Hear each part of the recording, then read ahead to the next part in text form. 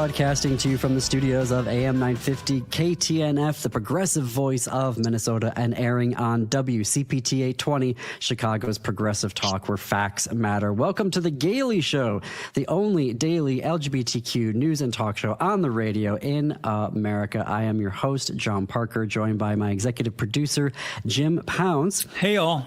We are also streaming on our YouTube channel right now, so if you like what we are doing, click that subscribe button, leave us a comment, let us know how you're enjoying today's show, which takes place on the opening day of the 25th Olympiad of the Winter Olympics in Milano Cortina, Italy.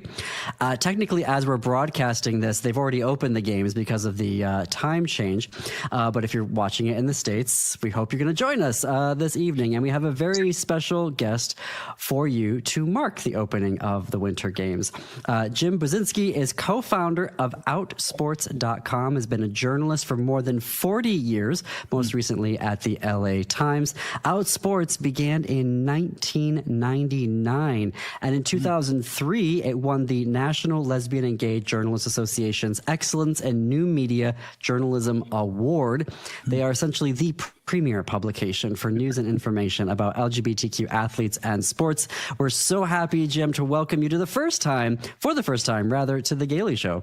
Thank you. Very happy to be here. Okay, so you've been covering Team LGBTQ at the Olympics for a while now. So I thought we'd start with kind of your big picture of what you're expecting for these games. I mean, I've been hearing venues aren't finished. There's a record number of LGBTQ athletes. Like, what stories are you planning on covering over the next fortnight? Well, I think venues are never ready for any Olympic game. That seems to be a common theme. We're not going to really pay attention to that, but we're going to pay attention to the 45 out LGBTQ Olympians. It's the record, 25% more than 2022. And let's see, 2014, we had 7. So what's 7 into 45? That's almost 6.5 times as many out athletes. Wow. And I think in 2006, we may have had 1. Plus Johnny Weir, who was basically out without being out. So we had one, right. One in Johnny Weir. So it's been a real explosion. Oh, poor Johnny. So give us a few more of the numbers. Like, where are we seeing, like, which sports have the most athletes, like, around? Like, is there a ratio of, like, women to men? Like, can you give us more of the demographic breakdown of Team LGBTQ? Well, in the summer games are 199, and it was a 9-to-1 women's ratio. Here it's 45, and it's a 3.5-to-1 women's ratio. There are 35 women and 10 men. 10 men. And one of the men is trans, who's competing in women's skiing.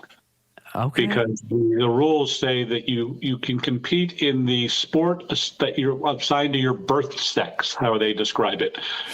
So he was born listed as female, and so is allowed under IOC rules to compete in the women's division of skiing for Sweden. Wow. Trans, I don't think he's not a favorite, but he's the first trans Winter Olympian who's publicly out ever. That's fantastic. So ironically, we could have a man win a women's sport. We could, which funny, that would drive all the transphobes nuts, but it's like, that's what they wanted. You got to be able to compete in the sport. You have to compete like how you were born, how God made you, or whatever they say. And then, well, he is doing exactly that. So we'll be rooting on him. The biggest sport is women's hockey. The two teams, ironically, with the most out are not the U.S. and Canada. It's Canada. And can you guess the other country that has the most number of out Olympians, and they're playing live right now in Italy? Norway? Sweden? Nope. Finland. France? Finland. Okay, I was in the right part of the world.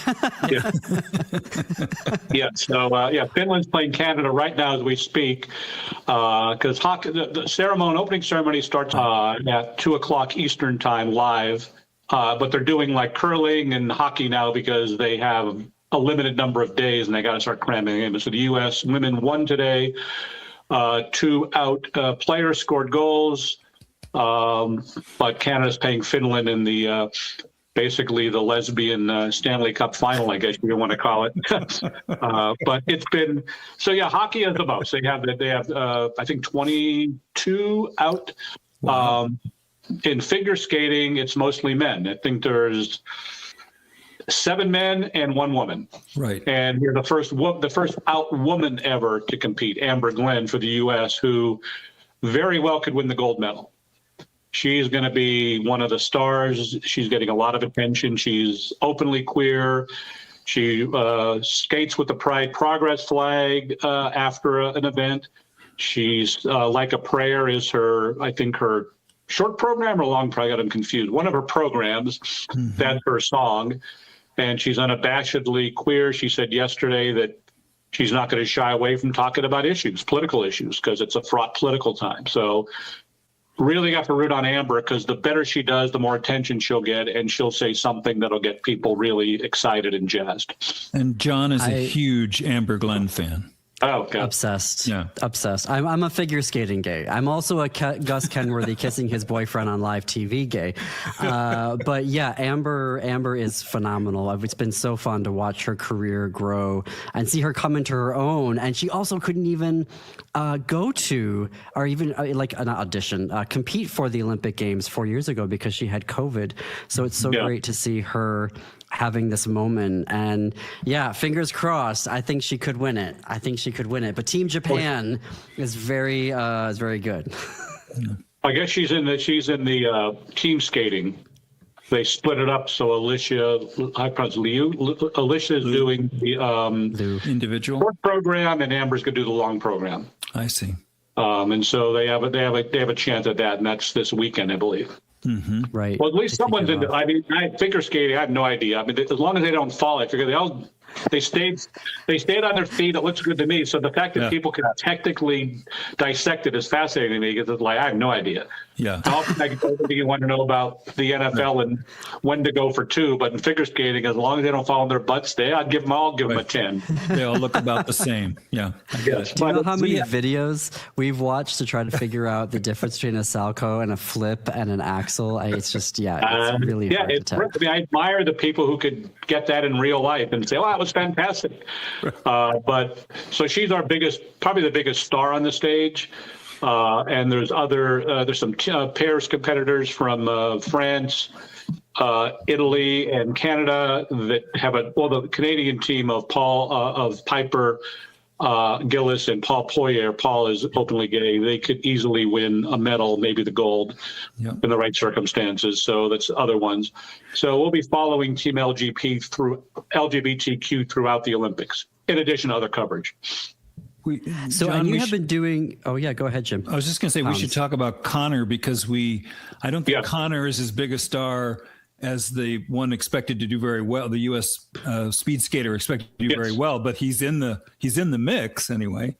Yes, no, I met Connor at an event here in October in L.A., and was so excited about having the chance. And 4 years ago, he got derailed. It wasn't COVID, but it was some illness that basically knocked him out right when the most critical party had no energy and make the team. But he made it this time. So just for him to be there, so exciting. Yeah, I get jealous of seeing, not just him, but everyone on their Instagram accounts, all the swag they get. It's like Ralph Lauren and Nike. It is just piles of it. And it's like, you can't wear all of that. Give some to me. I mean, it's like...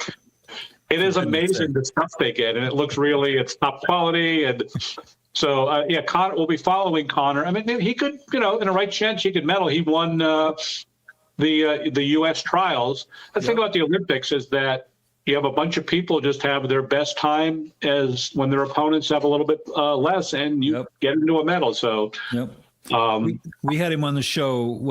I can't remember. Was it October? John, we had him on. No, it was just earlier this year. Oh, this year. Okay. Yeah. Oh, he's great. Yeah. Nice young man. Yeah. Oh, he's fantastic. And also, we're so happy. That we don't make much money. I mean, I think he'd qualify basically for food stamps. He said if he had to simply have a regular job, based on what he paid. Now, they get a little money for making the team and sponsorship, but people don't realize that most of these Olympians, unless you're the big stars, don't have many money opportunities. No. Now, other countries have, a much more robust system. They'll actually pay athletes to compete full time, Right? and it takes the pressure out. That's why you see all these obscure sports, like we don't think much of, like the biathlon or the luge, or it's a big deal over there. And Yep. in some ways, that's their pro sport. So they'll win they'll pour money into the German bobsled teams. They want to dominate, and so these are professional athletes. In terms of that's their profession. Someone like Connor has to really scramble just to be able to qualify and travel and do all these things. So these are the kind of people you want to root for even more. Yeah, I think so too. I hope I hope he does win a medal, and we'll try to get him back on. That would be fun. Yes. Show you the medal and the flag at the same time. Yeah. And he can wear his designer uniform that they. Yeah. Yes, exactly. Those were great photos, seeing them get off the plane and basically be given, here is your designer sportswear.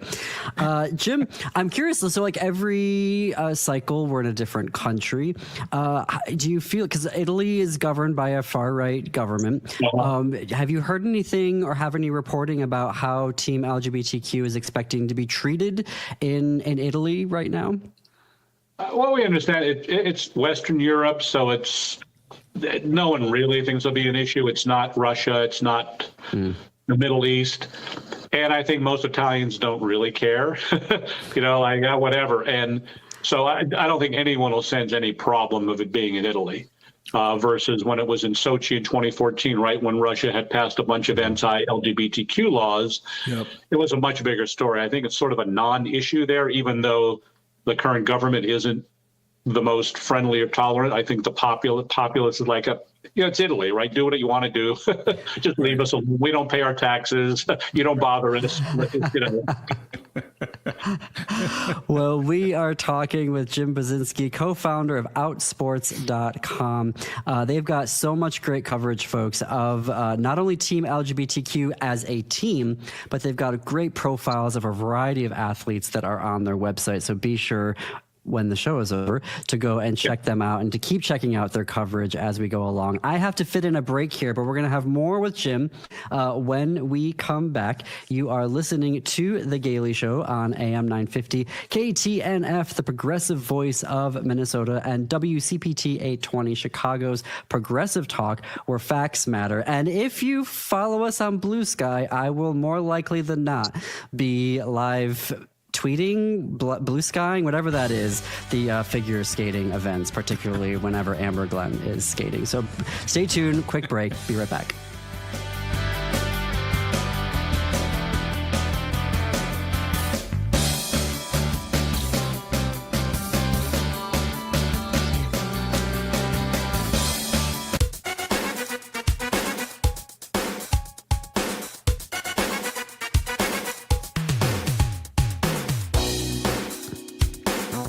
Welcome back to The Gailey Show. I'm John Parker. We are coming up on the bottom of the hour. I'm in studio with my executive producer, Jim Pounds. And our guest this afternoon is Jim Buzinski, who is the co-founder of Outsports.com, which is the premier publication for LGBTQ sports and athletes. And as the Winter Olympic Games are opening, I thought, who better to talk to about Team LGBTQ than Jim? So he's being very gracious with his time. Jim, okay, so like the biggest queer sports storyline of the past 2 months has been heated rivalry. So talk to us about, do you see any heated rivalries, real life storylines happening in this year's Olympic Games? Well, Outsports is going to like to imagine what happens if there was in the men's thing, but there's nobody out, so it will be a total spoof. We'll be doing that next week. Although there is no Team Russia, it's whatever they have to skate under. I think they're unaffiliated or something. So I don't think anything is in a rush. There's a hockey team, unless I'm mistaken. I don't think there is, like, Russians aren't allowed this time. Anyway, but with the women, there is definitely a heated rivalry. There is a Finnish player and a Swedish player. And the Finnish player says, when we're on the ice, she's my enemy. Like, it's like they no holds barred. So it was kind of interesting, her comments, like didn't hold back. They both play in the Canadian or the professional women's hockey league that's mostly based in Canada. Yep. For different teams too. So it's kind of funny that if Finland plays Sweden, which they couldn't play until the medal round, I looked it up. Yeah. That would be a fun one to do, the women's side of it. Yeah. Oh, that's fantastic. That's fantastic. And now there may be heated rivalries between unaffiliated sports that we're never going to know about. That'll be clearly happening. I can't imagine the stories these guys can tell. You know, Right. grinders geofencing off the Olympic Village, so you can't from outside the village see who's on Grinder inside the village. Right. But I imagine inside the village it'll be pretty hot and heavy. Yeah. Yeah, because that was a thing. Was it the Brazil games? Yeah. Is when I first learned about it, that people were using Grinder to find athletes and out them in countries where it was dangerous for them to be outed. So, yeah, I'm glad that Grinder is continuing to do that. Protect them, yeah. You mentioned Russia. And Russia is infamous for doping, particularly at their games, systematic doping. I am thrilled that they continue not to be here because it's just been one cheating scandal after another with them. And then, you know, the whole war in Ukraine. That little thing. Yeah, that's small. Yeah, I'm curious, and maybe you can speak to the Russia thing, but doping is an ongoing story as it relates to the Olympics. Do you see that happening much for this particular Winter Olympics? Storylines about doping? It's only if someone gets caught. I mean, they just really, it's like no one talks about it unless they get caught, and they are able to evade it so well that it's really hard to tell. There was a scandal or a brewing scandal in ski jumping, of all things. Have you heard about that one? No. Where Norwegian coaches were banned and some of the players were suspended for enlarging their crotch. When they ski, they have these suits in the area where the crotch is. They design them after to make them more aerodynamic. So they would go into the official tent and have their suits checked by the officials, and they would say you're good. Then they would go into else, and they had someone had a hidden camera, and they saw them restitching parts of it to make it larger because it captured more air and held them aloft longer. Oh, gosh. Not a doping scandal. It's more of a knitting scandal, but it's and it's not vanity; it's performance. Exactly, yeah. But it is crotch enlarging, and the coaches are banned, but the two athletes are competing because they're banned. They accepted their suspension in August, which of course is not prime ski jumping season. Right. But they'll both be competing. I hope they have more stringent rules on how to check a uniform, but it just shows you the lengths that people go to. So there's clearly doping going on. I mean, every Olympian will take every advantage. Not everyone, most will take every advantage. But until they're caught, we really won't know about it. Yeah. But it doesn't seem the winter doesn't have nearly as much of the doping as the summer, just because in the summer there's way more athletes. Right. There's sports like powerlifting where strength is probably much more necessary than, curling. I can't imagine there's a doping scandal in curling. Too much alcohol, maybe, but yeah, exactly. Yeah, they should do a breathalyzer test for curling, not doping. Right. But yeah, you don't hear athletes talk about it either. They're not going to talk about, this is how I evade the doping test, but it's random. So a lot of sports, probably like figure skating, I can't imagine it's any advantage. Right. For a lot of the winter sports, maybe bobsled, maybe sports with power and burst like bobsled, but most of them don't have as much of an impact, I think. Right. I'm in Wisconsin. John is too right now. And Wisconsin this year, I understand, has a lot of people in curling. And I think in years past, it's been neighboring Minnesota that had a lot of curlers. So I don't know why that's migrated to this state necessarily, but I don't think we're going to find any gay curlers, even though I'm sure they're there. There is one, yes. There's the one for Britain, Bruce Mowat, who is one of the best in the world, and there you go. They have a real shot of winning a medal. So yeah, we've been following Bruce for years, and definitely 100% has an excellent chance to win a medal for Britain. Great. I stand corrected. And there are a lot of gay curling clubs. Yeah. I am curious so I feel like Team LGBTQ will probably be more, it's pan-national. It's, from a variety of different countries. The U.S. is basically, quickly becoming a pariah state as it relates to Europe. Are you?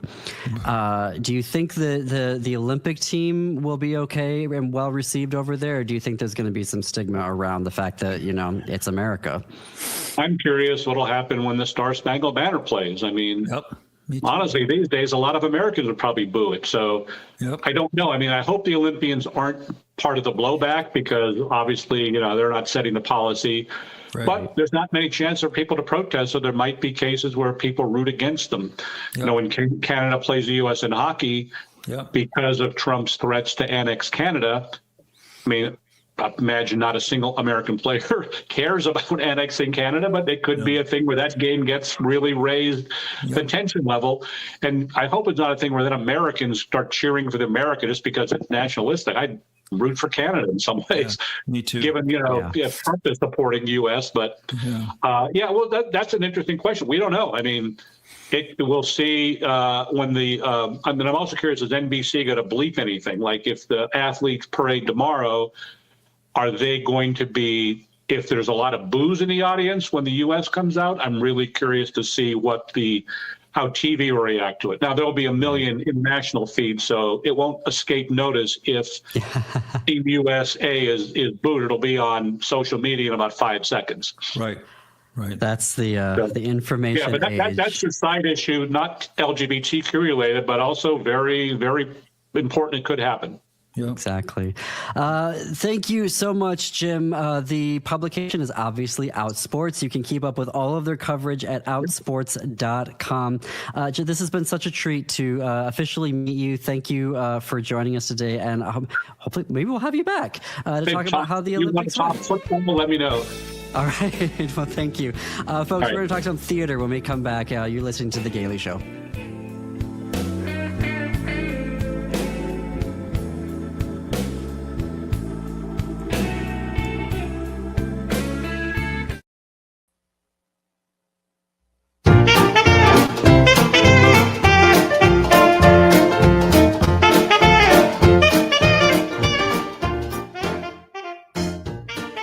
That is the perfect music. Oh my God, I'm in love. For our next segment here on The Gailey Show, coming to you from...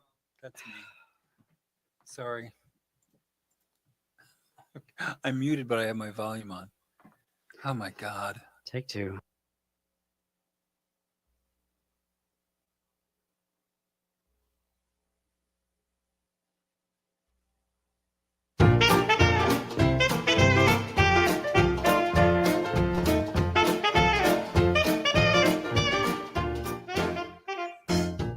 That is the perfect music for our next segment here on The Gailey Show, coming to you from the studios of AM 950 KTNF, the progressive voice of Minnesota, and airing on WCPT 820, Chicago's Progressive Talk. We are 33 minutes after the hour. I'm John Parker. We're going to be listening to Jim Pounds, executive producer, will be leading this segment here today because... things are still terrible here in the Twin Cities, and so we want to support some local theaters who are doing some excellent productions that will help us be in community, shall we say, and get out of the house if we are able to do so. If you are able to do so. So, Jim, let's kick us off and start talking about local theater that is ready for us to show up and buy a ticket. Well, I think that what's important here is that we do find some escapes, right? We do find some times of normalcy. We do find a place to be around other human beings. I know the last couple of days driving around, there is nobody on the street. It feels like a ghost town, at least. Well, because it's not safe for a lot lot of people, right. As we've been covering here. And I am on their side. I'm in their corner. I am all about that. But I'm thinking once in a while in the evening, particularly, maybe it might be okay if you can afford to do it and desire to do it. Going to the theater, I find, just does put you in a different mindset, you know. It puts you in a community. Yeah, you sit with other people and they laugh or cry or clap or whatever they do, sing, and there's something healthy about that. So you're hearing some of these being advertised, and that's fine. But I want to like to tell you a little bit more about them. So let's start with children's theater. If you believe that the children's theater is just a place for kids to go to the theater, you maybe haven't been, because it's a world-class place where they take children's literature and elevate it to a quality level that is pretty stunning in terms of costumes and sets and choreography and imagination. You know, it's really quite unlike what you might think of a children's theater as being. So they are running a bilingual show called Ve Pero Ve, or Go Dog Go, and it is running through the 22nd of February. We interviewed, I think, the director of... I think it was Janelle Rodriguez. Oh, was it Janelle? Okay, Mhm. so a member of the cast. Mm-hmm. And she was talking about how... They were talking about how, you know, creative the whole experience was. As you can imagine, if you've ever been to a show, I strongly urge you to check it out, particularly if you have a child that's bilingual, that would find that pretty thrilling, you know, to hear both languages and in that kind of a setting. I think that would be really great. So that's one recommendation. I personally think if you can afford to go to the theater every couple months, maybe once a month, if you can really do it. And so I'm giving you some variety of possibilities. Well, also because the Trump administration is reducing funding for the arts, all the arts across the board. Yes. And not letting even National Endowment for the Arts grants go through. And so many theaters and ballet companies and symphonies and chamber orchestras, et cetera, have had their funding revoked by this administration. And so, you know, as our communities are under attack, literally by armed officers, they're also being under attack in terms of the economic infrastructure that is being just decimated here in the Twin Cities and Chicago. I think the arts community is one of the things that makes both Chicago and Minneapolis pretty great. I think that reputation holds up pretty well. And so theater, often people think of one or two of the big theaters like Children's, and they don't think maybe a little further down into the bucket, but there's some other great stuff, one of a kind, unique experiences that you can have. And one of those is at Lyric Arts up in Anoka. I think sometimes first we want to say for tickets to Ve Pero Ve, childrenstheater.org. Yep. For ticket dates, information, all that jazz. They still have about 3 weeks left. So they also, you'll find, do a lot of matinees. They do as many as 9 shows a week, I think. So you should be able to get tickets. I hope. I would check that out. If you want a musical that is not sort of the run of the mill, not that there's anything wrong with the traditional book musicals, but this is a 7-person chamber musical. So it's just a small cast. You know, there really isn't a chorus per se. You haven't said what it is. It's Ride the Cyclone. And you haven't heard of it because it's sort of a cult classic that's not done very often, because it's a little dark, it's a little mystical, it's a little magical, it's you know, it's dark, which appeals to me. I don't know if it'll appeal to you or not. When I hear something's being done that isn't done very often, that gets my ears up, and I think, oh, okay, now I want to hear about this, because I want to be able to say, oh, I've seen that obscure piece or that show that's not done very often for whatever reason. So Ride the Cyclone only runs through Sunday at Lyric Arts. I'm going on Sunday. This is one I'm recommending with my own dollars, so I recommend that you try to get there. And I did get an email the other day that they're offering a 25% discount for tonight and tomorrow night. So there's a code that you have to use, but you might call over there and say, you know, you've seen the email and see if you want to get a discounted ticket tonight or tomorrow night. But it runs through Sunday. Ride the Cyclone, Lyric Arts in Anoka. It's in a former movie theater. And you can say, I've seen Ride the Cyclone, and all the other theater people in the room will be very furious that you were so smart that you went and saw it and they didn't. The next show I want to talk about is the Theater in the Round. Website? Oh, I'm sorry. Lyricarts.org. Lyric Arts, all one word, .org. Theater in the Round, if you've never had that experience, it is one of a kind to see any show, frankly, in the round. If you imagine an audience on all sides, so the people basically the actors enter sort of in vams around you from all kinds of different directions. So it's minimal sets, it's mostly furniture, but you are right next to the actors. I mean, you are literally 10 feet from the actors. I did a show there one time where I had to mix drinks, and I don't drink, and the bar was right there, and people would watch me mixing drinks, and it was the most distracting thing in a way, because you're like, they can see exactly how much vermouth I'm putting in here, and I don't know what I'm doing. So it's a very intimate experience. They are doing a show called How to Catch Creation, and this is described as 4 artists who live together. So there's all that, personal stuff. And then there's also an African-American author from the 60s, an older author who kind of interacts with them. So there's 2 time periods, and there's a little bit of, I don't know that it's mysticism necessarily, but these 2 generations are interacting with each other and inspiring each other. And it sounds really interesting. I know one person in the show, and it sounds really interesting. So that is also closing this weekend. I think they have Friday, Saturday, Sunday, or Thursday, Friday, Saturday, Sunday. Theaterintheround.org. Yeah, theaterintheround.org. It's written by Christina Anderson. I'm not familiar with the show, but I know that there's a new managing director there, and they're doing some pieces that are a little less expected, which I love. They're sort of hyping it up a little bit and adding the surprise factor. I give them a lot of credit for that. So that's 3 completely different experiences that are all not very far away, and they're all running right now, and you should try to get to see one of them. Go see one of them this weekend. I can hear the crinkle of the notes that you have. My notes. You have so many notes. Well, because I can't remember all the details, but so that's my recommendation. I will mention quickly about, do we have time before a break? You've got lots of time. Oh, okay. You're racing through these. Theater in the Round. Well, do you have anything to say about go. These shows? Theater in the Round is also doing a show next, opening February 20th, called Cake. Another show that I've heard of that one. Have I heard of that one? I don't know. Have you? I don't know. It's a comedy, which, good heavens to Betsy, we need now. I would just go see it because it's a comedy. You know what I mean?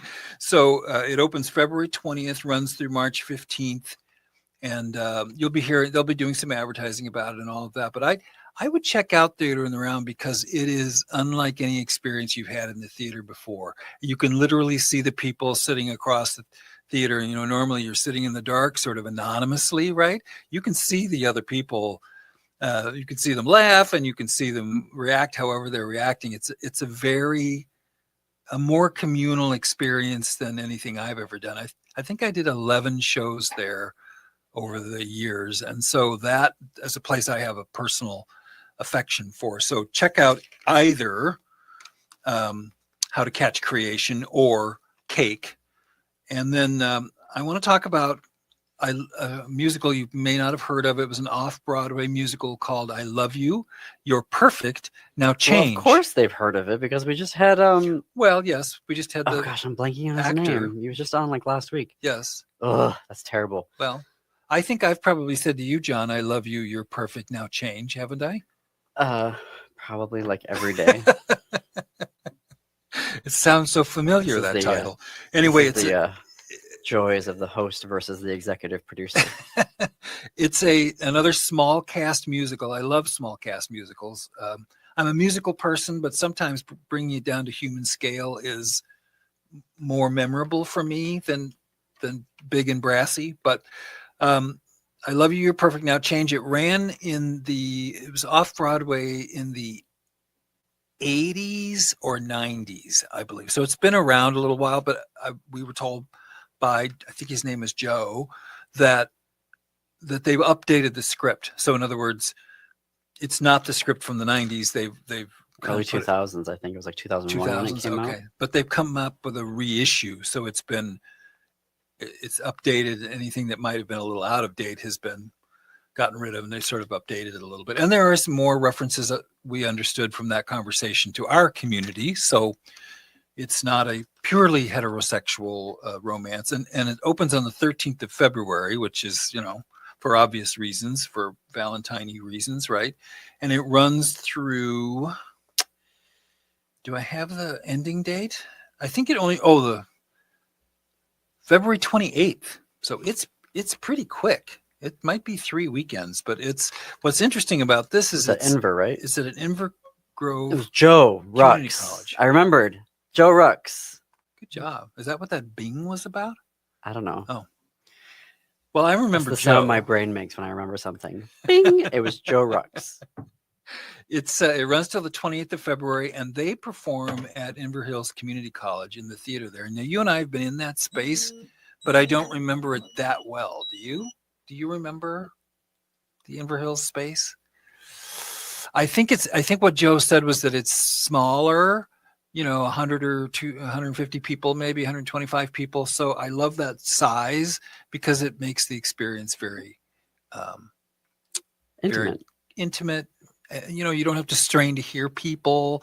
You don't have to Which worry is nice about, right now to be in community. You don't want to be in this big, massive I don't want to be theater critical of a per big se. place because that can be exciting too. But then you're dealing with amplification and microphones and echoes and if you have I have some hearing stuff sometimes. So where I sit is important to me. I want to try to sit where I feel like I can hear. So you won't have that issue at Inver Hills Community College for I Love You, You're Perfect Now Change. And then, which is at chameleontheater.org. Yep. And you go right. Chameleon Theater. It's a little strange. When you Yes. go to that website, there's a link to buy tickets. Most people do the ticket purchase on their website, but here you have to link to a third party. So when you're on the main page of the website, there's a link that says get full details and purchase tickets here under the logo, which is 3 of those Valentine Hearts candies. Right. So from what you've heard so far, John, tell me what you would go. I've picked to go see myself, to go see Ride the Cyclone. Of all of these that we've just mentioned, which would you pick? I think Ride the Cyclone would be interesting. It's nice to see. I'm a big fan of cult classics, whatever it is. Right. So that would be kind of interesting to see. I guess we'll have to get that's, I think, the one I would go with for right now. It's interesting, isn't it? What we got to fit in a break here. Oh, okay. So you're going to have a couple more shows for us when we come back from this very quick break. Before we go, want to share with you our GLAAD Media Award nominated podcast, This Queer Book Saved My Life.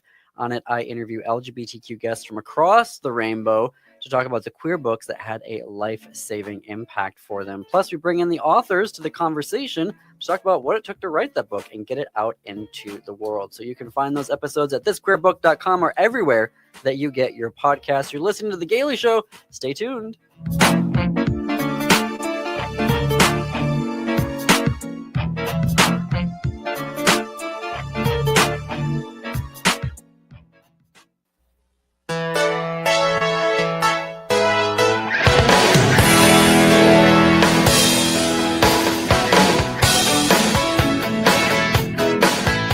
Welcome back to The Gailey Show. I'm John Parker. We're coming up on the top of the hour. We've been talking about theater in the Twin Cities for folks to get out and go see if you are able to do that.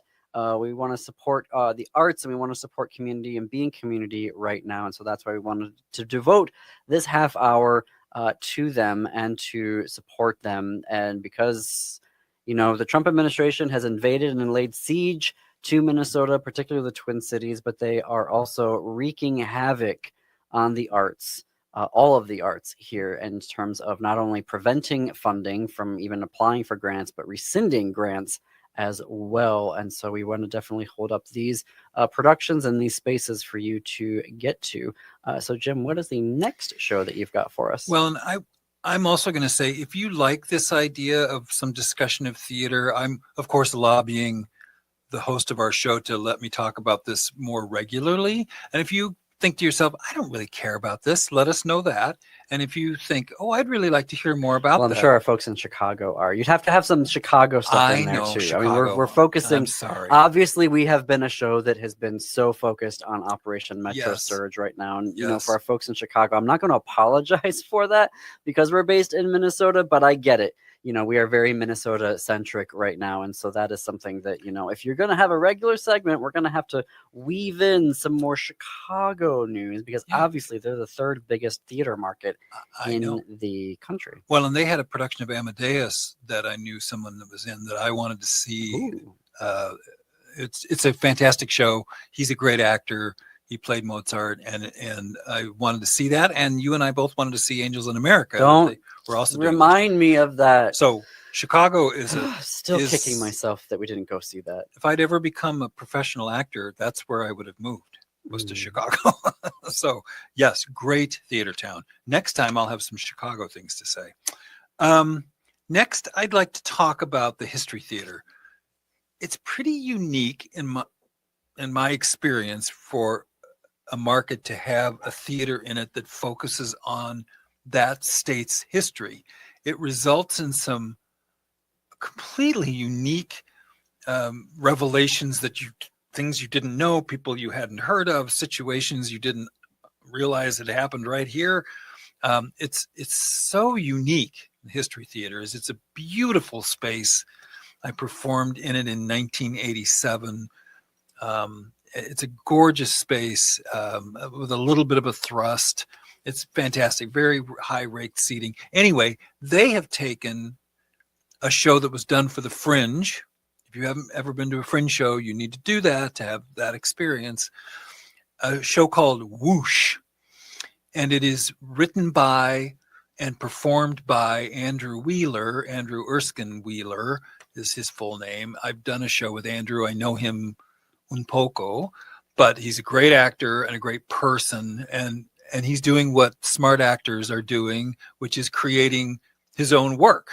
You instead of waiting around for somebody to call you, you said, I'm going to write my own stuff. You can't just do that. Well, if you're talented, some work and it takes some if you're talented and you can write something for yourself, which he's done, I think writing is not easy. Oh, I know it's not. I don't. Someone who tries to write. I don't purport to be able to say that I could do it for myself, but he's done it. I believe this is his third show. And what's unusual is that a theater like History Theater, they're the real deal.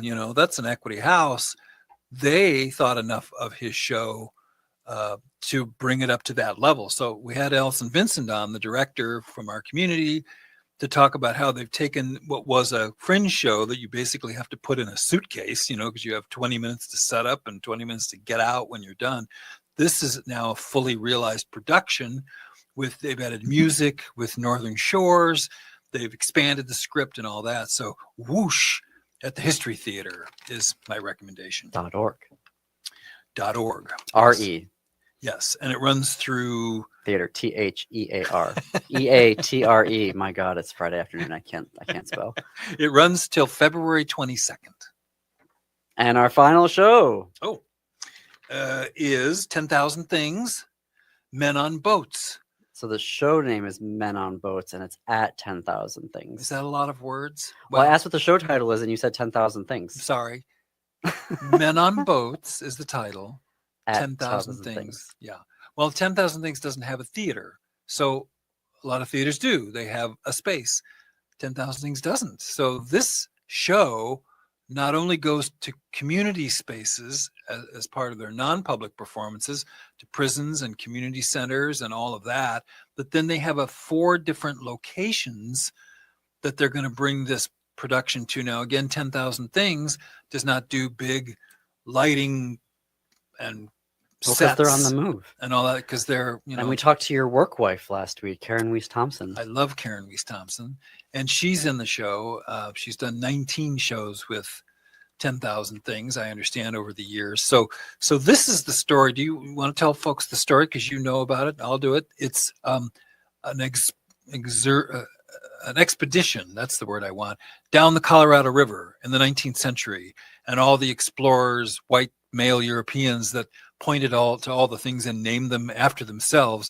This cast mapped them out. This cast does not have a white European male in it, which I think is fantastic. So it's all the people that were left out of history, that were overlooked or deliberately, ignored. So to create cis women, queer women, non-binary cast members of color. Doesn't that sound fantastic? Yes, it does. That is one I would also, that would probably be on my bucket list for right now for February. But thank you, Jim, for sharing all of these theater productions on us. We're going to have links to all of them in the show notes and on our website for you to check them out. Remember, a couple of these are closing this weekend. And that is all for us today. If you're going to be like me, though, and checking out all the queer athletes at the Olympics, let us know how you like them on our Gaily Show Blue Sky account. We're at thegaileyshow.org on Blue Sky. Up next on WCPT is Democracy Now! On AM 950. It is the Matt McNeil Show. Stay tuned after that for Native Roots Radio. And then at 10 p.m. Central, step into the unknown with Greg Bakken on Ghost Box Radio. Pride keeps going all weekend here on Saturday afternoon on AM 950. It is the Illegal Trans Woman at 4, the Downright Upright Show with Philip Anthony at 5. And on Sunday, it is Out Chicago with your gay best friends, Scott Duff and Ellen Miller. Until this time on Monday, keep it queer, America. Keep it queer.